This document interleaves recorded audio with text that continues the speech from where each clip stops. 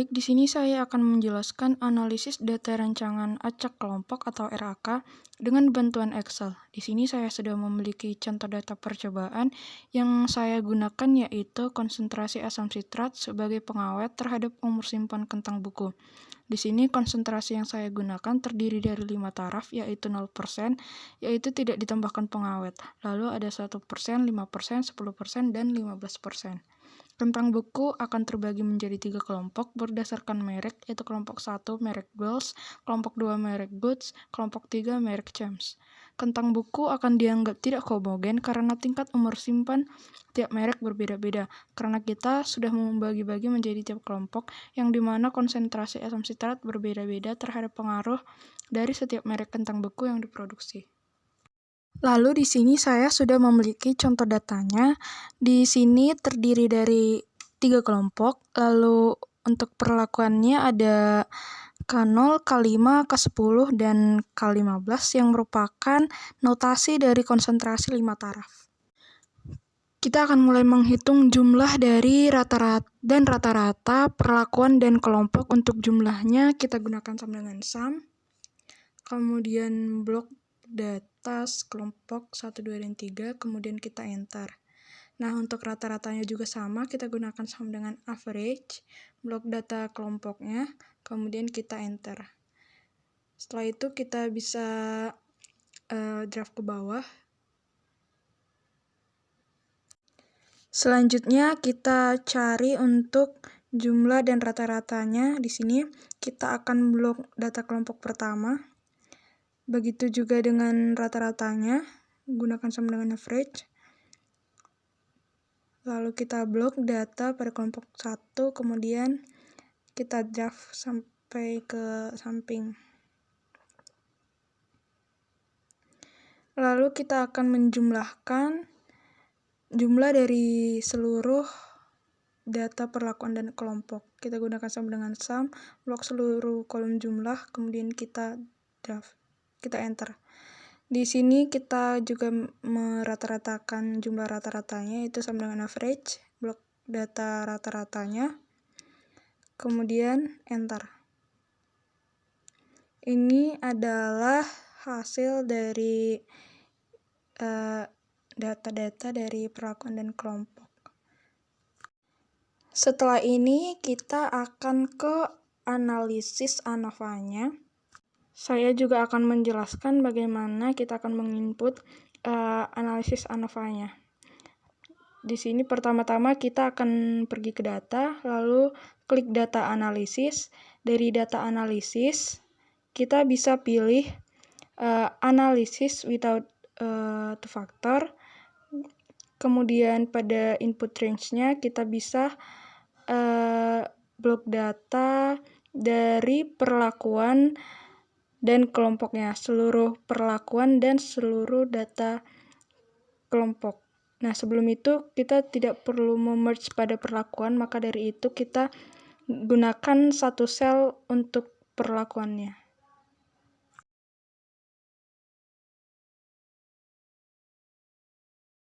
Selanjutnya kita pilih data untuk input ANOVA-nya.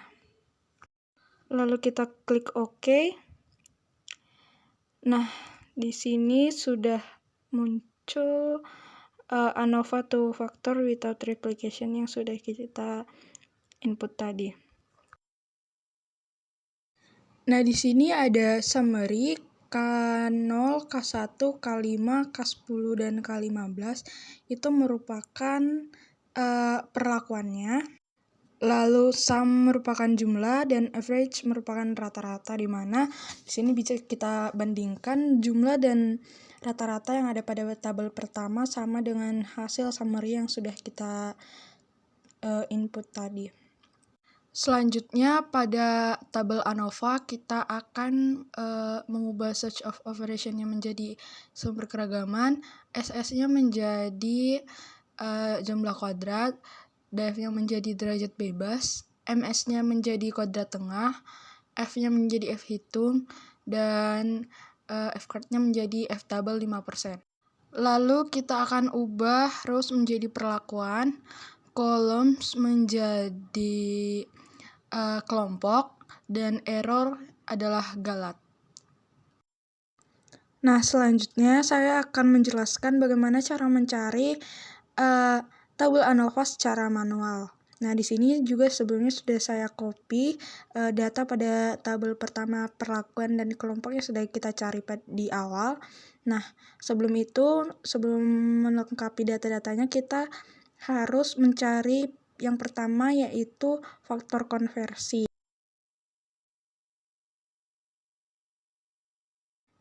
Di sini kita bisa gunakan sama dengan jumlah pada seluruh data, kemudian kita pangkat 2, kita bagi dengan seluruh data kelompok dan perlakuan, yaitu dengan count A, blok seluruh data kelompok dan perlakuan, kemudian kita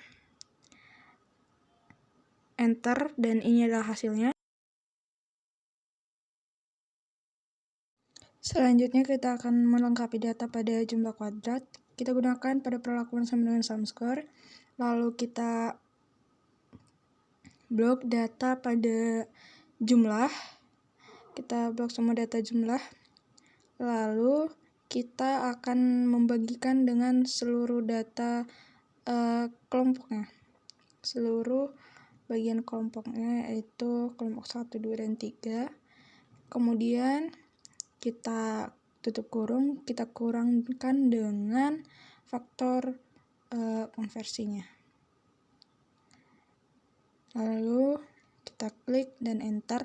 Nah, ini adalah hasilnya. Hasilnya sudah sama dengan tabel ANOVA yang kita cari dari data analisis yang tadi. Selanjutnya, untuk mencari jumlah kuadrat kelompok, sama halnya kita gunakan sum score. Kita blok data jumlah perlakuan, kemudian kita bagikan dengan seluruh data perlakuannya. Di sini kita gunakan K0, K1, K5, dan K10, juga K15, lalu kita kurang dengan faktor konversi. Ini adalah hasilnya. Selanjutnya kita akan mencari total. Kita gunakan sama dengan sum score, lalu kita blok data seluruh perlakuan dan kelompok, kemudian kita kurangkan dengan faktor konversi. Ini adalah hasil data, sudah sama dengan yang ada pada ANOVA. Selanjutnya kita ke galat. Di galat yaitu sama dengan kita mengurangkan perlakuan dengan kelompok. Maka ini adalah hasilnya, sudah sama juga dengan tabel ANOVA. Nah, selanjutnya kita ke derajat bebas. Kita akan menggunakan rumus sama dengan count A, lalu blok data perlakuan K1 dari K0 sampai K15, kemudian dikurangkan dengan 1. Kemudian kita enter. Kita kurangkan dengan 1, kemudian kita enter, lalu hasilnya adalah 2. Selanjutnya adalah kita mencari total. Kita gunakan sama dengan count A, masukkan data pada semua kelompok dan perlakuan, kemudian kita kurangkan dengan 1, lalu hasilnya kita enter, hasilnya adalah 14. Selanjutnya kita akan mencari galat. Untuk galat kita kurangkan DB total dengan DB perlakuan. Hasilnya adalah 8. Selanjutnya kita ke kuadrat tengah. Untuk kuadrat tengah adalah pembagian antara jumlah kuadrat dengan derajat bebas. Begitu selanjutnya untuk kelompok, kita bagikan JK kelompok dengan DB kelompok. Untuk galat juga demikian, kita bagikan JK galat dengan DB galat. Lalu untuk F hitungnya,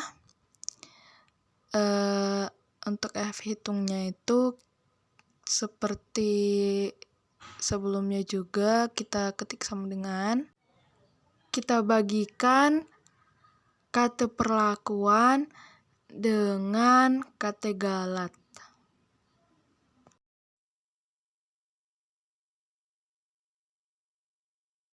Selanjutnya untuk F hitung pada kelompok juga demikian.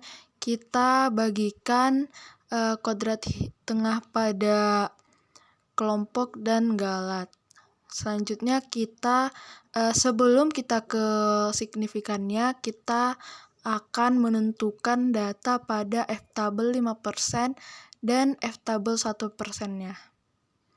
Dimana kita untuk mencari F-tabel 5% ini menggunakan rumus F inverse atau probability. Kita langsung saja masukkan F inverse. Untuk probability-nya 0,05. Kemudian kita masukkan dB perlakuan dan dB galat. Kemudian untuk F hitungnya juga sama, hanya saja kita mengubah probability-nya menjadi 0,01.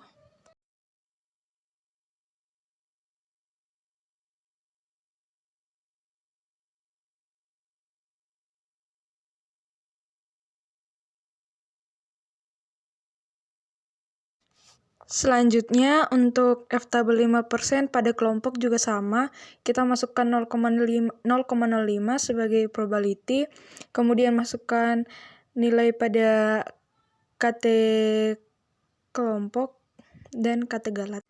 Kita lanjutkan untuk F-tabel 1%-nya juga kita masukkan F inverse, masukkan probability 0,01, kemudian kita masukkan datanya. Kita lanjutkan untuk mencari signifikannya. Di sini saya sudah menambahkan keterangan NS itu adalah tidak nyata atau non signifikan.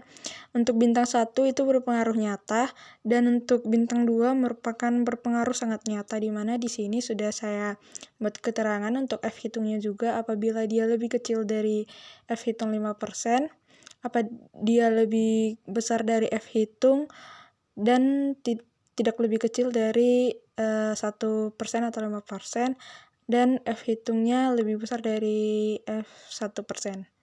Sudah saya taruh di sini keterangannya. Kemudian kita akan lanjutkan untuk mencari kesignifikannya. Itu kita gunakan rumus pada Excel, yaitu sama dengan if.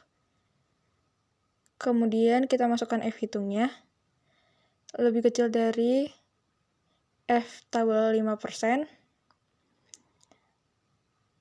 Lalu kita masukkan notasinya. Nah, di sini kita mendapat bintang 2 yang artinya dia berpengaruh sangat nyata.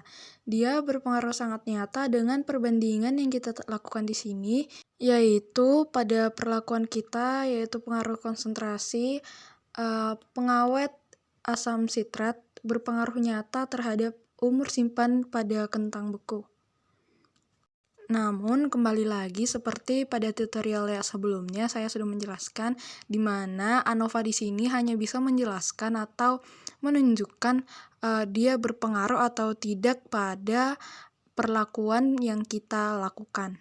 Jadi, kita tidak bisa mengetahui konsentrasi berapa atau konsentrasi yang mana yang dapat menghasilkan umur simpan kentang beku yang paling lama. Jadi, untuk ini kita perlu uji lanjut yang disebut dengan uji perbandingan berganda, di mana uji lanjut ini memiliki 3 jenis, yaitu BNT atau beda nyata terkecil, yang kedua BNJ atau beda nyata jujur, dan yang ketiga adalah uji Duncan. Lalu di sini untuk mendapatkan angka spesifiknya, yang pertama perlu kita lakukan untuk BNT-nya, yaitu uji beda nyata terkecil atau tunggal. Di mana di sini sudah tersedia dB galatnya yaitu 8 dan KT galatnya 4,54. Di sini juga sudah ada rumusnya BNT, yaitu sama dengan T di sini adalah tabel atau T tabel setengah alfa. Alfa di sini kita menggunakan persen. Lalu akar di sini 2 kali KTG yang merupakan kategalat, dan R merupakan banyaknya kelompok. Nah, sebelum itu saya copy dulu nilai rata-ratanya. Di sini kita akan mencari BNT, kita sesuaikan dengan rumus yaitu T, di mana T itu adalah T inverse. Dan probability-nya di sini yaitu 0,05. Kita bagikan dengan 2 sesuai rumusnya. Lalu derajat bebasnya yaitu dB galat. Lalu kita kalikan dengan akar, di mana akarnya itu kita gunakan rumus SQRT. 2 kali KTG yaitu tadi kategalat, lalu dibagi dengan R, di mana R adalah banyaknya perlakuan yaitu 3. Nah, selanjutnya kita akan mengurutkan data dari terbesar ke terkecil. Kita gunakan sort, lalu masukkan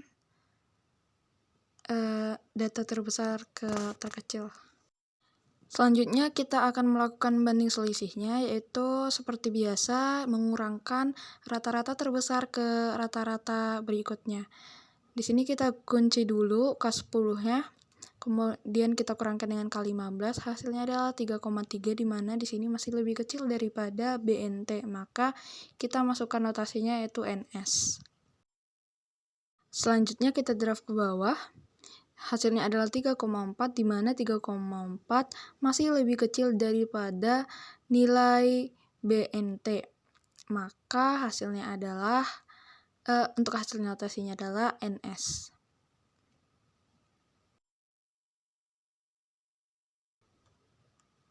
Selanjutnya kita mengurangkan atau langsung kita draft saja ke bawah.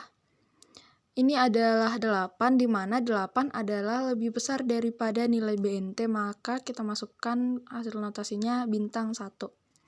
Kemudian di sini juga dapat hasil 12, di mana 12 ini lebih besar daripada nilai BNT. Maka kita notasikan dengan bintang 1. Selanjutnya kita mengurangkan K15 dengan K5. Kita kunci dulu K15-nya agar bisa di-drag ke bawah. Terus kita kurangkan dengan K5.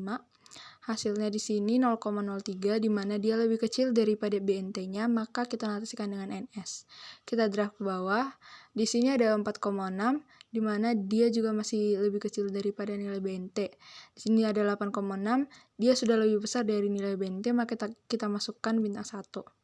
Selanjutnya kita kurangkan K5 dengan K1. Kita kunci dulu K5-nya. Kemudian kita kurangkan dengan K1. Hasilnya adalah 4,6, di mana di sini masih lebih kecil daripada nilai BNT, maka notasinya adalah NS. Selanjutnya kita drag ke bawah, dia sudah lebih besar daripada BNT, maka hasilnya adalah bintang 1. Yang terakhir kita mengurangkan K1 dengan K0. Di sini dia sama dengan nilai BNT atau bisa dibilang masih lebih besar atau sama rata, maka kita masukkan, atau lebih kecil, maka kita masukkan NS. Selanjutnya kita kasih notasi A, B, C, D-nya, lalu kita highlight pada notasi NS-nya.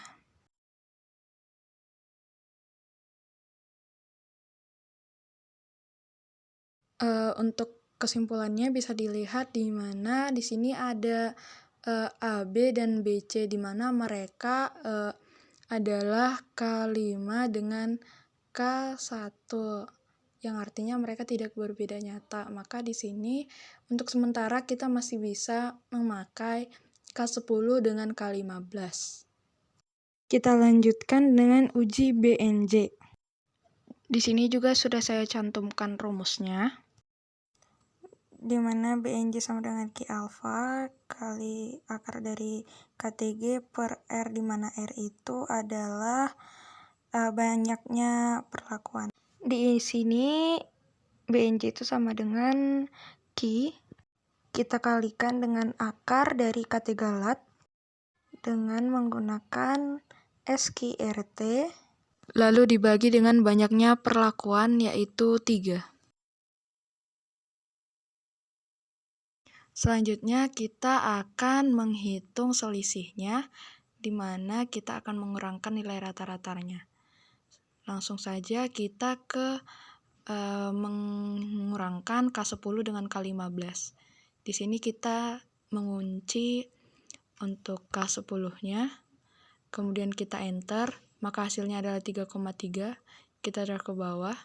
Di sini ada 3,3 dan 3,4, di mana itu adalah lebih kecil daripada nilai BNJ, maka notasinya adalah NS. Selanjutnya 8 dan 12 itu lebih besar daripada BNJ, maka dinotasikan dengan bintang 1. Selanjutnya kita kurangkan nilai K15 dengan K5. Di sini kita kunci K15-nya. Kemudian kita enter dan drag ke bawah. Di sini hasilnya ada 0,03 dan 4,6, di mana itu adalah lebih kecil daripada nilai BNJ, dan 8,6-nya lebih besar dari nilai BNJ, maka kita notasikan dengan bintang 1. Selanjutnya kita mengurangkan nilai K5 dengan K1. K5-nya kita kunci agar bisa di draft ke bawah.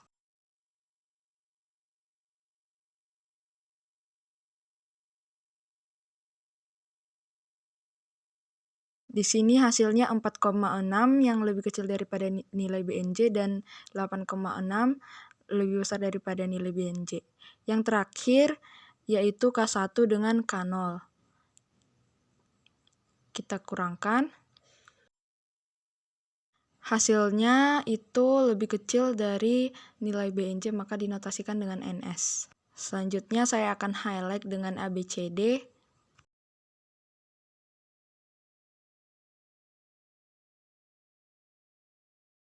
Lalu bisa dilihat di sini kesimpulannya itu di mana ada AB dan BC. Jadi mereka itu tidak berbeda nyata, di mana AB, BC itu adalah K5 dengan K1. Maka untuk sementara kita bisa menggunakan K10 dan K15. Ini kesimpulannya masih sama dengan kesimpulan pada BNT yang kita cari tadi. Selanjutnya kita akan menghitung uji lanjut Duncan. Di sini sudah saya siapkan data perlakuannya 5, DB galatnya 8, kate galatnya itu ada 4,8.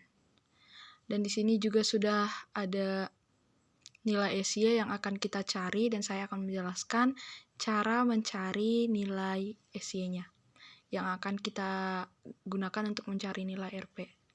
Pertama, masukkan rumus SQRT-nya, kemudian klik data kate galat, lalu bagi dengan banyaknya perlakuan, yaitu sebanyak 3. Di sini sudah kita dapat nilai SY-nya, sehingga kita bisa lengkapi data P dan RP. Di sini P-nya ada 2, 3, 4, 5, karena data kita pada perlakuan itu ada 5, maka P-nya masih sampai 2, 3, 4, dan 5 saja.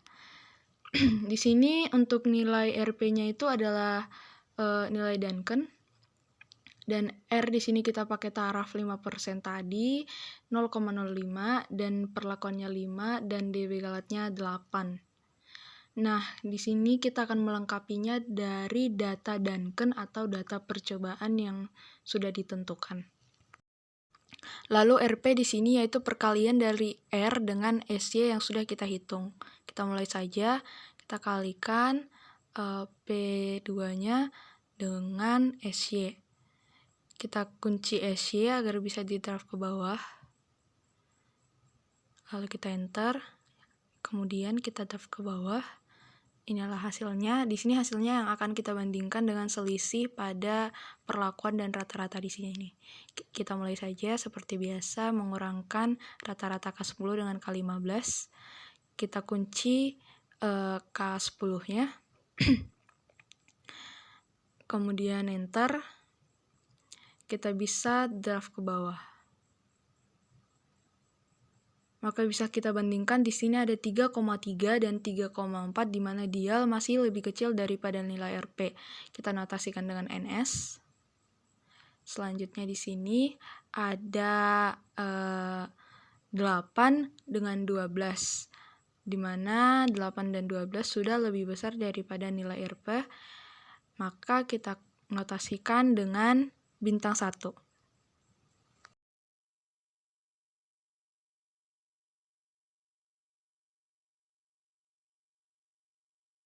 Selanjutnya yaitu kita kurangkan rata-rata K15 dengan K5.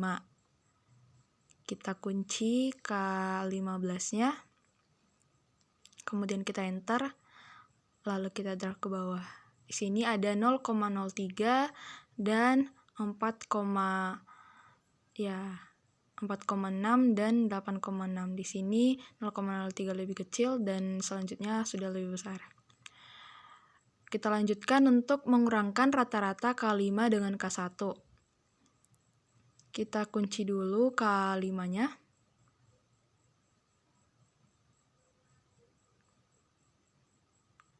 Kemudian kita enter, lalu kita drag ke bawah. Di sini datanya sudah lebih besar daripada nilai RP.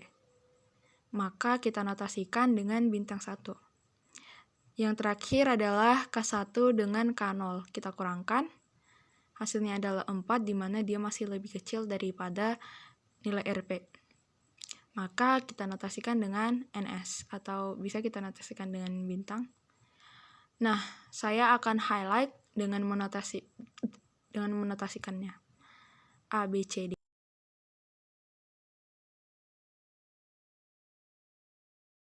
Di sini saya akan menarik kesimpulan di mana data pada K0 itu kita tidak menambahkan pengawet, jadi masih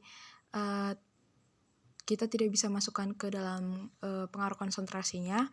Nah, di sini sudah di-highlight yaitu A dan B, dan penotasiannya sudah dapat yaitu AA, AB, di mana AB itu berarti masih tidak berpengaruh, maka yang kita pakai itu adalah AA, di mana itu adalah konsentrasi K10 dan K15. Karena di sini sudah dapat kesimpulannya dan sudah mendapat konsentrasi terbaiknya, maka berakhirlah video saya. Terima kasih sudah menonton dan maaf jika masih ada yang kurang.